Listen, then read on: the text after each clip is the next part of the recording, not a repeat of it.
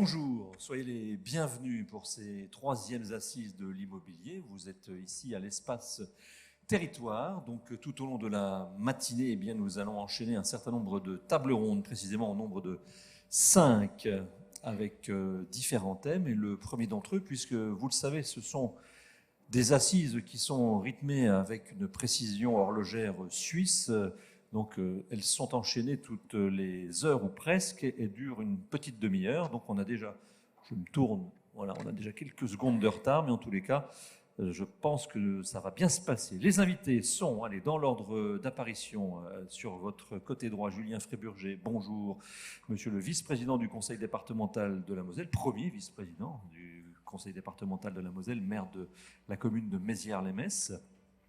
À mes côtés, Ariane Artignan, rédactrice en chef de MySweetImo, bonjour. Bonjour. Vous nous direz en quelques mots ce qu'est MySweetImo. De l'autre côté, Hervé Bauduin, président de l'UMM Lorraine. Bonjour Hervé, soyez le bienvenu. Et puis le dernier qui boucle cette première table ronde, c'est Fabrice Ginter, le PDG du groupe du Mur et également président de la Chambre de commerce et d'industrie de la Moselle. Bonjour Fabrice Ginter. La première table ronde, c'est sur l'aspect transfrontalier. Un territoire comme la Moselle est un territoire transfrontalier. Quels sont les impacts pour le marché de l'immobilier, pour notre économie? Fabrice, les assises, Fabrice Ginter, les assises, ce sont des assises évidemment qui auront lieu à Metz. Nous avons quelques locaux, mais il y a beaucoup de personnes qui viennent de partout en France découvrir ô combien la ville de Metz est magnifique, superbe, etc., etc. Surtout lorsqu'il y a un petit rayon de soleil, c'est toujours mieux. Mais néanmoins, pour celles et ceux qui ne connaissent pas, donc, un mot sur ce caractère un peu particulier que l'on peut connaître un peu dans le sud, du côté de l'Alsace, avec la Suisse, mais un mot sur ce caractère particulier donc, de notre marché, que ce soit de l'emploi ou de l'immobilier, sur le caractère transfrontalier. Oui, mais merci Jérôme. Bonjour à toutes et à tous. Alors effectivement, parce qu'on a croisé pas mal de monde ce matin qui viennent d'horizons très différents de la France. Donc ça fait plaisir parce que ça repose Metz, le Grand Est, au centre finalement de tout un ensemble qui bouge et qui bouge bien. Et effectivement, beaucoup d'entre eux découvrent finalement un espace territorial, et ça vous parle à tous en immobilier, qui n'a rien à voir avec ce qu'on voit dans la majorité des départements ou des régions de France. On joue l'Europe, et l'Europe au quotidien, et ce qu'on appelle, nous, transfrontalier, qui nous est tellement familier, avec le Luxembourg, la Sarre, la Belgique, et dans certains cas aussi la Rhénanie-Palatinat, fait partie de notre quotidien. Et ça, c'est vraiment une dimension extraordinaire parce qu'on est la première région vraiment transfrontalière européenne et on a tendance parfois à le sous-estimer. Et c'est une chance incroyable. Quelques chiffres peut-être, Jérôme, pour éclairer la chose. 105 000 personnes qui viennent de Lorraine Nord, qui vont travailler tous les jours au Luxembourg. C'est énorme. Et ça va augmenter puisque l'Institut Statec, qui est en quelque sorte l'INSEE luxembourgeois, prévoit encore sur une augmentation phénoménale pour les prochaines années. Oui, c'est ça. Puis c'est une volonté affirmée du gouvernement luxembourgeois. Vous savez qu'il a besoin de croissance pour pouvoir faire vivre le pays. Donc, clairement, c'est un doublement des frontaliers qu'on devrait connaître bientôt. On a le versant sarrois, où là, les mouvements de population sont un peu moins importants. C'est 26 000 personnes qui vont travailler néanmoins en Sarre tous les jours. Il faut rappeler aussi qu'on a 15 000 salariés dans des entreprises allemandes, 250 entreprises allemandes qui sont installées ici. Donc ça campe un peu le décor pour se rendre compte qu'on ne parle pas de choses qui nous sont très éloignées, mais c'est du quotidien que vivent les uns les autres. Un mot sur l'impact de l'immobilier, puisque bon, vous êtes le président de la CCI, vous avez cette casquette économique, mais j'aimerais, puisque nous sommes aux assises de l'immobilier, que l'on parle évidemment de l'impact direct sur le prix de l'immobilier. Voilà, alors il faut parler prix, il faut parler volume aussi. Ça veut dire que toute cette richesse finalement qui nous vient de notre espace frontalier a des retombées directes parce que finalement, les gens ne vont pas forcément habiter au Luxembourg, par exemple, au contraire. Et on voit depuis maintenant 3 ans de plus en plus de Luxembourgeois qui viennent ici habiter de notre côté. Le bassin de Thionville, c'est 51 000 personnes qui sont frontaliers. Sur Metz, c'est 15 000. Donc Ça veut dire derrière un pouvoir d'achat qui est exporté sur notre région parce que les frontaliers vont gagner leur argent là-bas et le réinvestissent ici. Donc oui, on a de la chance finalement de vivre dans cet espace-là et surtout d'être capable d'apporter un immobilier de grande qualité. Et ça, c'est vraiment important dans des prix qui sont raisonnables.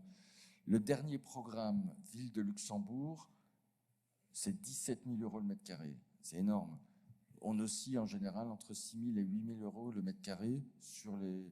On est très loin en fait de ce qu'on connaît sur Metz ou Thionville. Thionville, 4 800 euros du mètre carré en programme neuf. Metz à peu près pareil. Et Thionville commence à passer devant Metz au niveau des prix. Mais ça veut dire aussi derrière un marché qui est très actif et un marché qui se porte bien grâce à cette économie qui fonctionne. Donc clairement, l'idée européenne, nous on la vit au quotidien, elle a un impact sur nos marchés, sur les développements. Ça veut dire aussi que dans les infrastructures qu'on met en place, ben oui, c'est important. Et comment finalement utiliser, bien vivre cette richesse pour nos concitoyens, ben c'est là où tous nos métiers de l'immobilier entrent en ligne de compte et ont pas mal de choses à faire. Je me tourne vers vous, Julien Ferburger, vice-président donc, du département et maire de Mézières-la-Metz. Alors pour situer, pour celles qui ne sont pas du Cru, on est un tout petit peu plus au sud que Thionville, un petit peu plus au nord de Metz. Quels sont les impacts que vous constatez, vous, en tant que maire de cette commune, qui va très prochainement, c'est aussi de l'immobilier, accueillir un hôpital flambant neuf avec un investissement à la clé de 200 millions d'euros. Quel est l'impact que vous constatez sur votre population, sur la façon dont l'immobilier se porte à Mézières-les-Metz? D'abord, bonjour à toutes et à tous. Pardon pour les quelques secondes de retard. L'immobilier à Mézières-les-Metz et dans l'ensemble du sillon mosellan se porte plutôt bien, comme il se porte plutôt bien à l'échelle du département. Alors, ce n'est pas le point de vue d'un professionnel de l'immobilier, mais c'est le point de vue d'un élu départemental, dont la collectivité perçoit une partie du produit des DMTO. Les DMTO, c'est les droits de mutation à titre onéreux. Et chaque année, on nous annonce un nouveau record depuis quelques années. Et chaque année, on franchit ce cap tel qu'il est annoncé. Alors, je ne sais pas si ça va durer éternellement. En tous les cas, nous sommes sur des chiffres historiquement hauts qui traduisent donc un dynamisme de l'immobilier qui semble s'inscrire dans une certaine durée ou dans une durée certaine. Alors, cet impact, puisque le sujet de cette table ronde réside dans les questions un petit peu transfrontalières, cet impact, il est perceptible, évidemment sur le nord du département, mais sur l'ensemble du sillon mosellan, jusqu'au sud de Metz, au moins. Nous avons des demandes nombreuses et des offres qui sont très très vite, sorties du catalogue, puisqu'il faut en général quelques jours, voire quelques heures, pour que les biens immobiliers de bonne qualité et à un prix qui reste raisonnable dans la moyenne partent avec une foultitude de clients potentiels. Moi, en tant qu'élu, je suis confronté à une double problématique. La première problématique, c'est la demande qui est forte. La deuxième problématique, c'est les orientations qui ont été dessinées au niveau national, au niveau européen, qui tendent à préserver, ce qui est une bonne chose en soi, les terrains naturels ou agricoles. Alors, quelles sont nos possibilités ? Et c'est là que, en plus d'un bon positionnement géographique, d'une excellente desserte, l'ensemble du territoire qui s'étale de Metz à Thionville a finalement fait valoir tous ses atouts. Nous avons, outre cette demande forte, des terrains qui ont déjà été utilisés par le passé, qui sont aujourd'hui des terrains à reconvertir. Et parmi les outils dont nous disposons, outre bien sûr la volonté politique qui s'exprime au niveau des différentes collectivités, nous avons un établissement comme l'établissement public foncier de Grand Est qui accompagne les politiques publiques définies par les collectivités territoriales. Ouais, c'est un établissement que je connais relativement bien puisque j'ai eu l'honneur d'en être le président durant 6 ans, en fait jusqu'à la semaine dernière. Il a bien fallu à un moment donné passer le flambeau, ça aurait dû être le cas dès 2018, mais j'ai pour toutes sortes de raisons joué les prolongations.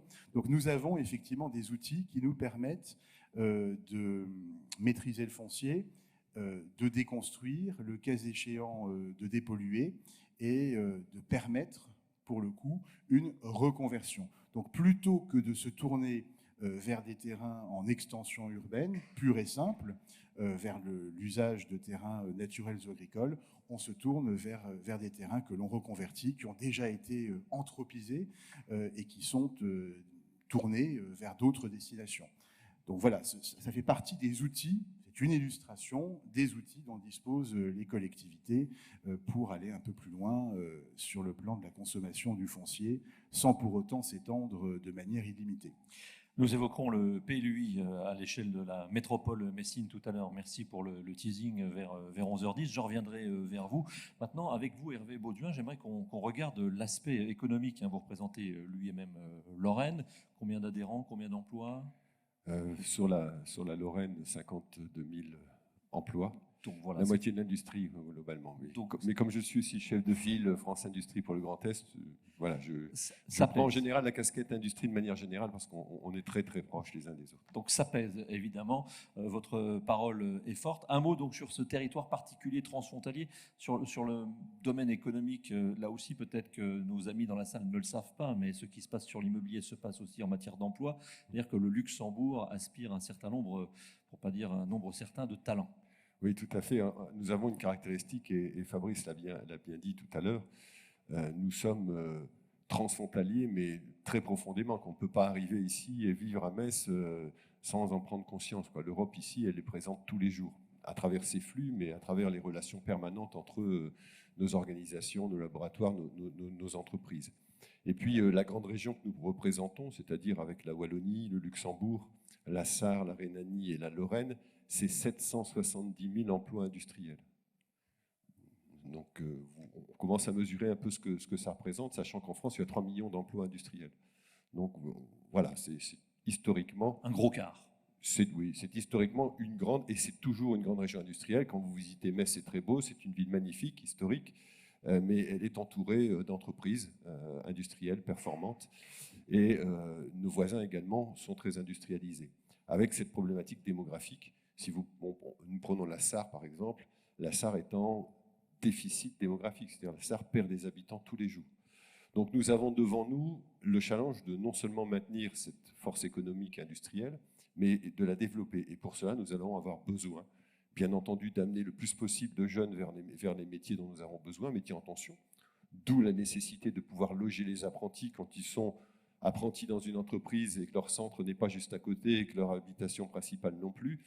Il faut pouvoir les loger à des tarifs qui vont ne pas les décourager à entrer dans l'apprentissage. Et puis, il va falloir faire venir aussi, comme l'a dit tout à l'heure dans l'introduction François Caudidier, il va falloir faire venir des gens d'ailleurs pour venir habiter sur nos territoires si nous voulons répondre aux besoins et rester une grande région industrielle. Et pour ça, effectivement, il va falloir offrir des possibilités de logement de part et d'autre des frontières. Alors, effectivement, on a de la place quand même ici de ce côté-ci de la frontière, avec des tarifs qui restent encore intéressants. Et il va falloir les offrir à une population dont, globalement, le niveau de qualification va monter. Parce que pour pallier aussi à l'absence de compétences disponibles, et aussi pour être compétitif, l'automatisation est en train de s'accélérer. Donc les métiers qui vont être présents dans nos usines sont des métiers de plus en plus qualifiés, donc une main-d'œuvre peut-être qui aura aussi une exigence plus élevée en termes de qualité de logement et globalement aussi d'infrastructures. Donc nous envisageons notre développement et le développement économique et industriel de cette région de manière systémique. Il faut avoir une ville aussi belle que Metz, parce que c'est attractif, mais il faut aussi avoir les moyens de transport, les logements, les friches nécessaires à l'accroissement et au développement des activités industrielles. Pour nous, on ne peut pas oublier un des éléments. La seule chose qu'on ne peut pas faire, c'est mettre la mer au bord de Metz, mais on n'en a pas besoin tous les jours. J'aimerais qu'on utilise votre cas personnel, d'il y a quelques années, lorsque vous êtes arrivé à Metz aussi, pour évoquer le fait que l'immobilier est un outil d'attractivité. Et quand un cadre dynamique arrive dans une ville, il est fort occupé professionnellement et n'a que peu de temps à consacrer à la recherche d'un bien immobilier. Cette filière aussi compte parmi les leviers forts pour que vous soyez bien logé et que ce soit attractif. Oui, tout à fait. Quand je suis arrivé dans la région, effectivement, il y avait une organisation qui s'appelait Lorraine Internationale. et qui s'occupait de loger les cadres, comme l'a dit Fabrice. Il y a beaucoup d'entreprises allemandes, donc il y a des échanges, il y a des collègues allemands qui viennent travailler ici. Et finalement, quand on vient de la France de l'intérieur, c'est un peu la même chose. Pour ceux qui ne connaissent pas, j'ai découvert en arrivant en Moselle qu'il y avait deux Frances, l'Alsace et la Moselle, et puis la France de l'intérieur. Ce qui d'ailleurs n'est pas neutre sur le plan immobilier aussi, quand on passe chez le notaire. Mais voilà, j'ai été aidé, j'étais effectivement très pris par mes activités, et nous avons été pris en charge. On avait dressé un petit cahier des charges, et donc mon épouse a pu, avec cette aide, visiter un certain nombre de logements. On a pu faire un tri, et ça nous a considérablement aidé à trouver un logement. Il faut reconnaître, quand on arrive quelque part, on est souvent très pris par sa nouvelle activité, et l'aide à choisir et à trouver le logement, que ce soit une location, que ce soit un achat, est pour moi extrêmement important. C'est aussi un des outils d'attractivité. Merci. Ariane Artignan, rédactrice en chef de MySuiteImmo. Je vais vous utiliser un peu comme témoin candide sur l'aspect immobilier, mais d'abord un mot sur MySuiteImmo. 30 secondes, cette page de publicité vous est offerte. Bon, ben merci. MySuiteImmo, c'est un média d'actualité. Tous les jours, il y a de l'info avec les acteurs de l'immobilier, une vision du marché un peu transversale qui parle à la fois de prix au mètre carré, de taux d'intérêt, le business du secteur, et aussi tout un aspect d'éco, psycho, tout l'environnement émotionnel et affectif qui tourne autour de la pierre, dont on ne parle pas toujours assez, à mon avis. Et puis aussi toutes les problématiques de l'emploi liées aux régions et qui ont une influence évidemment sur les prix de l'immobilier. Alors, vous découvrez ce thème du transfrontalier. Qu'est-ce que vous en ressortez là, de ces quelques minutes de débat? Je pense que, vu de Paris, Metz, longtemps, a eu l'image d'une ville de garnison, d'une ville un peu terne. Enfin, bon, c'est pas très politiquement correct ce que je dis là. Mais en tout cas, c'était une vision. Ça change. Ça change. Non, mais ça a beaucoup changé.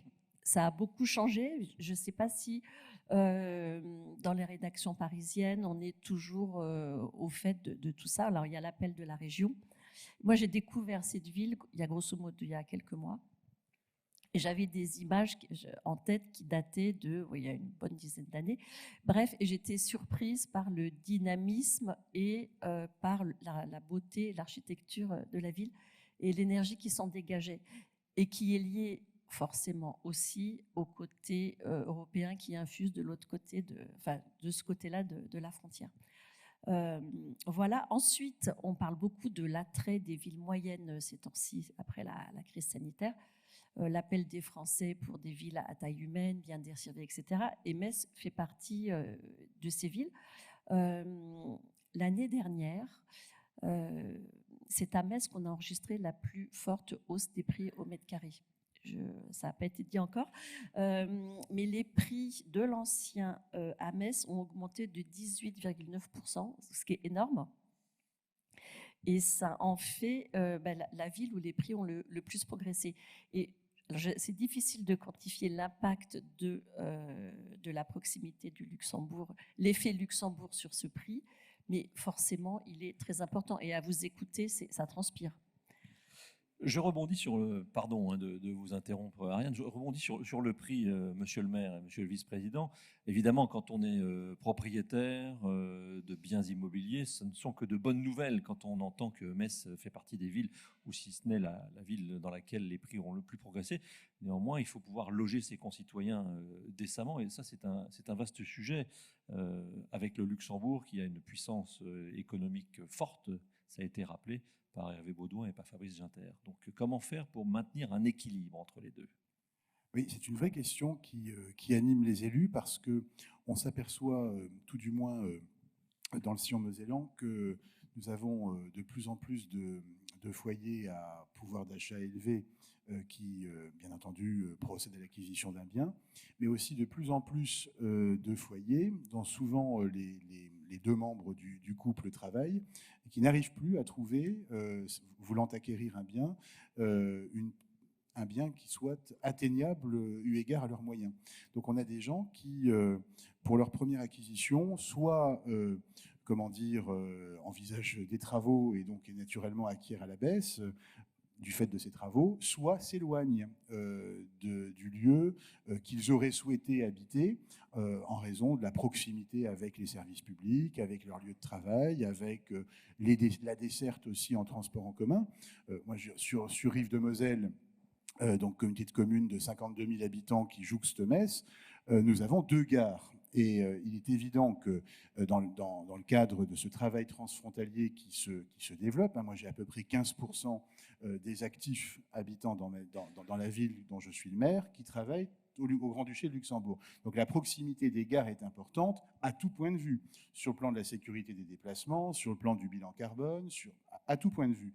Donc comment faire pour résoudre cette équation avec un prix au mètre carré qui augmente à Metz, mais également sur tout le sillon, et cette volonté fort légitime d'un public varié d'acquérir des biens ou de pouvoir louer dans des conditions raisonnables. Donc il nous faut garantir une mixité en termes d'offres, mixité entre l'accession et naturellement la location, mais mixité aussi au sein même de l'accession en favorisant pour une partie des programmes des dispositifs d'accession sociale à la propriété. Donc là, il y a tout un travail en amont avec les promoteurs, avec les spécialistes de l'immobilier, avec les bailleurs, pour favoriser ce type de programme qui correspond à une attente d'un public important.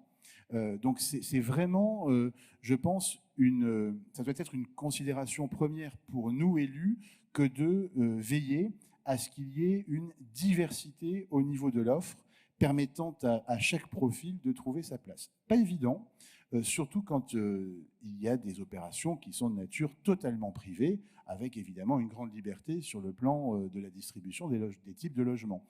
D'où le fait que nous bénéficions d'où le fait de bénéficier d'outils comme l'EPF qui permettent justement de mixer un petit peu les formules proposées. Fabrice Ginter, là, il y a un sujet quand même si vous avez la double casquette, d'un côté chef d'entreprise d'un grand groupe immobilier, de l'autre chef patron de la chambre de commerce et d'industrie. Voilà, vous aimez rentrer des biens puisque la rémunération est à la hauteur du prix du bien. Néanmoins, il faut aussi loger décemment un certain nombre de salariés, pas trop loin, puisque avec le Luxembourg, de plus en plus sont contraints de descendre, pardonnez-moi l'expression, mais vers le sud, parce qu'ils ne trouvent pas de biens à leur portée. Là, c'est complexe comme sujet. C'est complexe, mais en même temps, la chance qu'on a, c'est d'être dans une dynamique. Et ça, je pense qu'il faut qu'on le garde en tête, parce que cet espace transfrontalier, c'est une dynamique pour tout le monde qui nous permet de faire des choses. Croyez-moi, quand je compare à d'autres régions de France dans mes réunions chambre de commerce au niveau national, ça ne se passe pas du tout comme ça à tous les niveaux. Donc, ensuite, comment on imagine les choses? Et là-dessus, on a du foncier, on a des élus qui ont cette culture transfrontalière. Et Julien Fréburger en parlait, mais je vois aussi le président d'Inspire Metz, Cédric Goutte, qui est là. Tout le travail intègre ça. C'est-à-dire que, d'une part, quand on travaille sur ces sujets, il y a une réflexion globale. Et même si on a des intercommunalités qui ont chacune leur politique, globalement, il y a un vrai mouvement général sur cette question. On a des acteurs immobiliers qui sont bien formés, parce qu'il faut se rappeler de notre Académie européenne de l'immobilier qui est à Metz, qui a été mise en place avec la Chambre de commerce et puis tous les acteurs, promoteurs, etc. Et c'est ici, le président de la FNAIM le rappelait tout à l'heure, c'est la première école d'immobilier en France. C'est pas mal, hein? Et on a même des Luxembourgeois et des Belges qui viennent. Donc ça, c'est positif aussi. Donc ensuite, comment faire et comment avancer pour justement, dans une logique d'expansion, transformer? Il y a tout un parc existant, et ce parc existant, il a été déjà très fortement réhabilité, et il l'est encore aujourd'hui, avec les nouvelles règles qu'on a devant nous, vous le savez tous, liées à la dépense énergétique, etc. On va continuer à le faire. Donc, les syndics de propriété, là-dessus, ont un travail vraiment considérable à mener. Et puis, il y a tous les programmes neufs. Et ça se fait en bonne intelligence avec les élus. Et je crois qu'une des forces de ce département, c'est d'avoir cette capacité de travailler tous ensemble, acteurs privés, acteurs publics depuis très longtemps, de travailler avec les maires, les intercos pour pouvoir avancer et toutes les différentes structures qui permettent de trouver des solutions. C'est une région dynamique, hein, c'est ça qu'il faut avoir en tête pour ceux qui ne la connaissent pas beaucoup. Clairement, il y a un dynamisme énorme qui transpire tous les jours au travers de ce qui se met en place. Un point, le temps nous est compté, un point que nous n'avons pas encore abordé, Hervé Bauduin, c'est celui des infrastructures aussi qui sont nécessaires. On a parlé beaucoup de logements, on a parlé évidemment de beaucoup du prix du mètre carré, mais les infrastructures qui sont nécessaires pour se déplacer, pour les crèches, les écoles, ça aussi, c'est un point très important lié au fait que le Luxembourg a besoin de salariés, on l'a dit, et donc il y aura des infrastructures à créer côté français. Oui, tout à fait. D'autant plus qu'on a beaucoup parlé de la Moselle, mais voilà, étant UMM Lorraine, nous avons des adhérents jusque dans les Vosges. Et il faut savoir qu'il y a quand même 4000 personnes qui viennent de la région d'Épinal travailler au Luxembourg aussi. Donc pour ceux qui ne sont pas de la région, vous prendrez une carte et vous regardez quelle est la distance entre Épinal et le Luxembourg. Et ça vous donne une idée du trafic, notamment sur l'axe l'A31, où le moindre petit pépin crée un bouchon instantanément. Et c'est aussi un des gros problèmes. Alors, ce problème est aussi évoqué à travers des infrastructures, doublement de l'A31, des systèmes de transport ferroviaire, mais aussi des espaces où les gens peuvent 1 ou 2 jours par semaine travailler de cet espace-là sans être obligés de se rendre au Luxembourg. Donc, ce passage et cet axe nord-sud est extrêmement important. C'est aussi l'axe qui voit passer à peu près tous les camions qui transitent entre l'Europe du Nord et l'Europe du Sud. Et en cela, il est extrêmement chargé. On peut dire qu'il y a en gros une voie camion, et puis ensuite, le reste, c'est pour les voitures. Donc pour nous, c'est aussi important parce que c'est aussi ce qui va faire que les salariés de nos entreprises vont mettre plus ou moins de temps. Et s'ils sont obligés de s'éloigner de plus en plus parce que l'offre n'est pas disponible ou parce que les prix sont trop chers, ça va créer des problèmes, effectivement, parce que ça va augmenter la difficulté à trouver des salariés pour les entreprises, parce que le temps de trajet va devenir trop long et donc trop coûteux, parce que, comme on peut le constater, le prix des carburants comme le prix de l'énergie est en train de flamber. Et puis même si le télétravail a fait un bond gigantesque, tout le monde ne pourra pas être à 100% en télétravail comme ça a été le cas dans nos pendant la crise. entreprises, il reste encore des gens qui font les choses. Oui, physiquement. Alors pour conclure, un dernier mot avec vous, Ariane Artignan, pour nous redonner encore plus d'espoir, puisque nous en avons déjà beaucoup, sur le fait que cette ville moyenne, comme les Parisiens l'appellent, nous on pense qu'on est plutôt une capitale, mais bon, c'est votre avis, que cette ville moyenne de Metz a beaucoup d'avenir, enfin Metz et puis évidemment toutes celles du sillon mosellan. Ben oui, ce qu'on peut dire, c'est que il faut. Mais est-ce qu'il y a quelque chose à faire au niveau de la ville pour communiquer sur la dimension européenne de Metz, ou est-ce que c'est la façon dont nous on entend ça à Paris qui est différente? Je ne sais pas, mais en tout cas, c'est ce qui se dégage ici, c'est cette dimension européenne. Franchement, moi, j'avais pas idée de ça avant de venir. Et puis, il y a une offre culturelle qui est très alléchante. Il y a les infrastructures, le TGV, ce fameux hôpital. Je crois qu'il y a la zone c'est une des zones de France les plus denses en matière de commerce. Carré, oui, commercial, oui, tout à fait. Voilà, donc tout ça, c'est énormément ça draine énormément d'argent, de pouvoir d'achat. Alors la seule question, c'est est-ce que on se dirige pas vers un marché ou un bassin à 2 niveaux entre les transfrontaliers et les gens qui sont vraiment dopés par le pouvoir d'achat luxembourgeois et les autres? Je vous remercie de poser cette question en fin de débat. Nous ne pourrons donc pas la trancher maintenant. C'est une vraie question. C'est une question. Julien Fréburger, pour conclure. Vraie question, alors, mais pas une vraie réponse parce qu'on n'a pas le temps. Mais et puis encore faut-il avoir cette réponse.